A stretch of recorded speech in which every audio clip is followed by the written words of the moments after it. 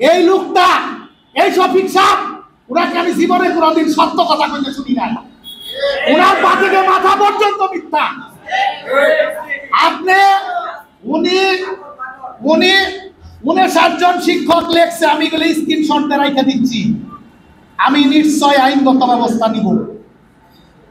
আপনি, আমি যেই দিন বাংলা স্কুলে জয়েন করছি সেই দিন যতজন শিক্ষক ছিল তার চাইতে এখন কম শিক্ষক আছে। দায়িত্ব নিয়ে বলতেছি।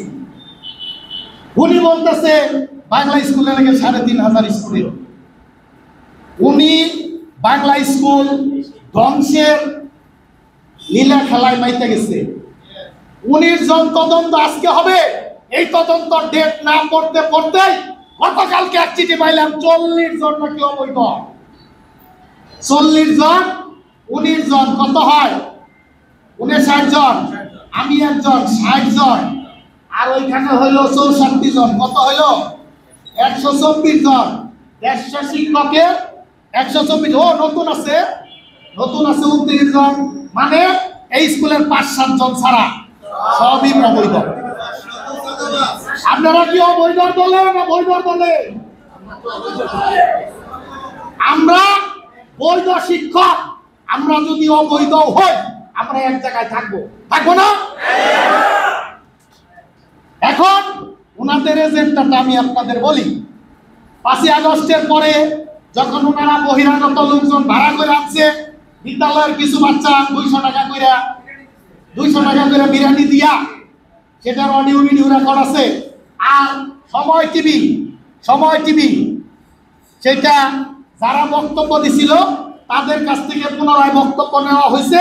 কিভাবে কি হয়েছে ওনারা সব পরিষ্কার করে গেছে। আজকে একটা ভিডিও ছাড়ছে, কত বড় নির্লজ্জ। ওই ভিডিওতে আপনারা কথা শুনেন। আমি অ্যাড হক কমিটির দরখাস্ত লিখতেছি, ওইখানে নাকি আমি পদত্যাগ করছি। আমি যদি 1-1.5 বছর আগে পদত্যাগ করে থাকি তাহলে আমি চাকরি করতেছি কিভাবে? এই সমস্ত বাটপাড়ি বাদ দিতে হবে, এগুলো চলবে না। এখন যারা আন্দোলন করতে আসছিল তাদের কথোপকথন আছে, বই লাগিছে। প্রিন্সিপাল সরাবে, অ্যাসিস্ট্যান্ট হেডমাস্টার সরাবে, শিল্প কোঅর্ডিনেটর সরাবে, কাকে টিআর বানাবে, কাকে কোন শিফটে বানাবে, এই অডিও রেকর্ড কিন্তু এখনো আমাদের কাছে আছে। আমাদের সমস্যা কি? আমরা এতদিন চুপ ছিলাম। আমরা কি আর চুপ থাকবো?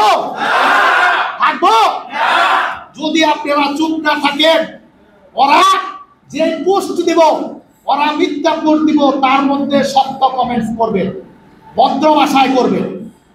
আমরা শিক্ষকের ভাষায় করবেন, পারবেন না? এইটাই প্রতিবাদ। যখন ওদের একটা পোস্টে 100 লোক কমেন্টস করবে, তখন ওরা বাংলা স্কুল নিয়ে লীলা খেলা করতে পারবে না।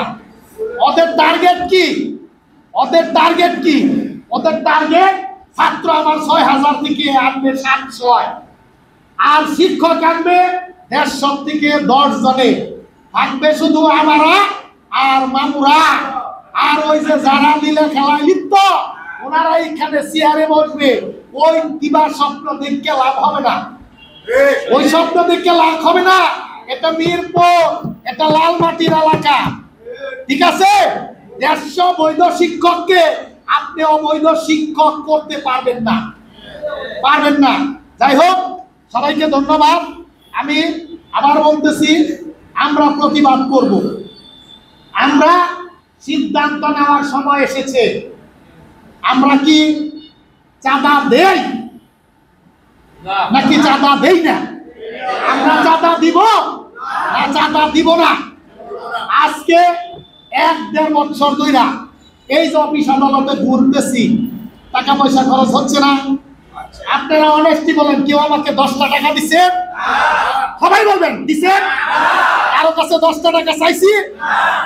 তাইলে আমি যদি টাকা না চাই, আপনাদের সমস্যা সলভ করার জন্য আপনারা ওনাদেরকে কেন টাকা দিবেন? যেই সমস্ত শিক্ষক তার সহকর্মীদের অবৈধ করার জন্য চাঁদা দেয়, আমি তাদেরকে শিক্ষক মনে করি না, আমি তাদেরকে মানুষ মনে করি না। তাদেরকে রোজ হাসরের মাঠে তাদেরকে আল্লাহর কাছে জবাবদিহিতা করতে হবে।